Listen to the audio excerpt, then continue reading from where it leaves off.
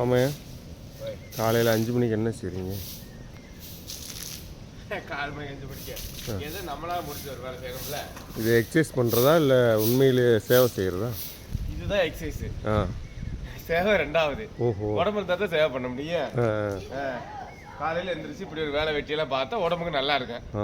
சும்மா படுத்துக்க இருந்துட்டு அப்புறம் கை வலிக்குது, கால் வலிக்குது, சுகர் வந்துருச்சு, பகுரு வந்துருச்சு, உடம்பு வந்துருச்சு சொல்லக்கூடாது. ஆம்பளை பொம்பளை ஏதாவது இருந்த காலையில் எந்திரிச்சோமா முகத்தை கழுவிட்டு ஏதோ இப்படி வேலையில் வீட்டில் ஒய்ஃபுக்கு ஹெல்ப்பாக இருக்கணும், அம்மாவுக்கு ஹெல்ப்பாக இருக்கணும், அப்படி ஒரு வேலையை பார்க்கணும். பார்த்துட்டு அப்புறம் பாத்ரூம் போகிறது அப்படியே ஒரு வேலையை பார்க்கணும். சும்மா உட்காந்துக்கிட்டாலும் பாத்ரூம் கூட வராது. இது யாருக்கு சொல்கிறீங்க? ஆம்பளை ஆளுக்கா பொம்பளை ஆளுக்கா? எல்லாருக்குமே சொல்கிறேன். எல்லாருமே வேலை பார்க்கணும். ஆம்பளை வேலை பொம்பளை வேலைலாம் கிடையாது. நான் எப்பயுமே சொல்லுறேன்.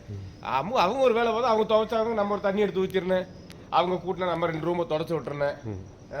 அப்புறம் ஆம்பளை தான் செய்யணும் இருக்கா, பொம்பளை தான் செய்யணும் இருக்கா? இப்போ நீங்கள் வராய்க்காக இப்போ செய்கிறீங்களா? ஆமாம், அம்மாவுக்காக செய்கிற பகுதி என்னோட உடம்பு ஹெல்த்துக்காக செய்கிறேன். இல்லை வராய் அம்மாவை ஐஸ் வைக்கிறது அம்மாவால கூட்ட கோலம் போடலாம்னு சொல்லாது.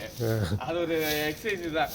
காலையில் எழுந்திரிச்சு பெண்கள் கூட்டி குடிஞ்சு கோலம் போடும்போது அவங்களுக்கு ஹெல்த் நல்லா இருக்குது. அவங்க கர்ப்ப பாத்திரத்துக்கு யூட்ரஸ் இந்த ப்ளீடிங் போகிறது, மாச குளியல் போகிறது, அது க்ளீனாக இருக்கும் அவங்களுக்கு.